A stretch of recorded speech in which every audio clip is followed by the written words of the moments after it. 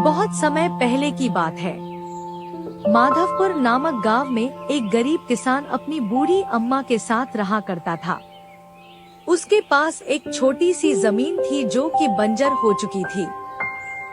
फिर भी वह दिन रात उस पर मेहनत करता था। मोहन बहुत ही मेहनती और ईमानदार था। वह एक आत्मविश्वास से भरा हुआ व्यक्ति था जिसे न हालातों से डर लगता था न ही लोगों की बातों से। हर दिन सूरज उगने से पहले ही वह उसी आत्मविश्वास के साथ उठता और अपने खेत की ओर बढ़ता जहां सिर्फ बंजर जमीन थी, लेकिन उसके सपनों की हरियाली छिपी हुई थी। उसे यकीन था कि एक दिन उसकी मिट्टी उसे जरूर जवाब देगी, सोने जैसी फसल बनकर। ओ बेटा मोहन, तेरे लिए मैंने जमींदार से बात कर ली है। वो तुझे अपने पास काम पर रख लेंगे। तू भी जाकर उनसे एक बार बात कर ले बेटा। अब हमारे बस की बात नहीं रही। कम से कम वहां रहकर तू अपना गुजारा तो कर पाएगा। मुझे तेरा बहुत ख्याल है मोहन, इसलिए यह कदम उठाया। जाकर बात कर ले, सब ठीक हो जाएगा।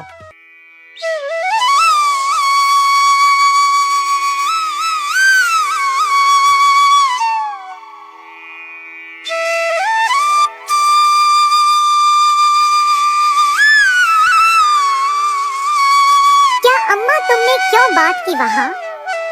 मैं नहीं जाऊंगा। हमारा खुद का खेत है तो मैं दूसरों के पास क्यों काम करने जाऊं? मैं गरीब सही मगर खुददार हूँ। मैं अपनी मिट्टी में पला हूँ, उसी में पसीना बहाऊंगा।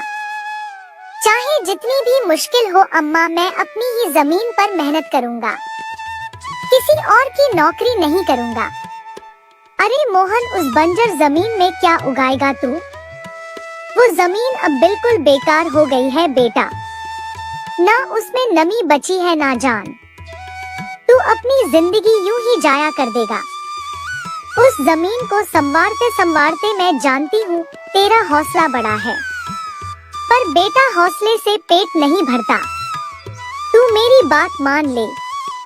वो जमींदार कम से कम तुझे रोज की रोटी तो देगा। अपनी जिद छोड़ दे बेटा। तू थक जाएगा पर वो जमीन कुछ नहीं देगी तुझे। अरे अम्मा, तुम बेकार में ही इतनी परेशान हो रही हो। देखना, एक दिन मैं उसी जमीन से सोना निकालूंगा। यह जमीन ही हमारी सबसे बड़ी ताकत बनेगी। मोहन खेत में काम कर ही रहा था कि तभी वहाँ पर एक आदमी आकर बोला, अरे मोहन भैया, आपको भी मानना पड़ेगा। आप फिर से इस बंजर जमीन पर मेहनत कर रहे हैं। अरे मंगेश भैया, अब क्या करें? जमीन हमसे ज्यादा मेहनत करवा रही है, पर क्या करें? धरती तो माँ समान होती है। जैसा वह चाहे वैसा ही करना पड़ता है। कभी सख्त हो जाती है, कभी चुपचाप सब सह लेती है, कभी बीज को छुपा लेती है तो कभी उसे जीवन दे देती है। हम तो बस उसके बच्चे हैं जो उसके हर रंग को अपनाना जानते हैं। थक तो जाते हैं भैया, पर जब मिट्टी की खुशबू आती है ना तो सारी थकान उतर जाती है। उम्मीद है यह माँ हमें खाली हाथ नहीं लौटाएगी। बस थोड़ा और सब्र, थोड़ा और विश्वास। आप जैसा मूर्ख तो मैंने आज तक नहीं देखा भैया। क्या सोचते हो आप? दुनिया कहां से कहां पहुंच गई और आप अब भी उसी बंजर जमीन से उम्मीद लगाए बैठे हैं। मोहन के पास उस आदमी की बातों का कोई जवाब नहीं था। वह वहां से अपने घर चला जाता है।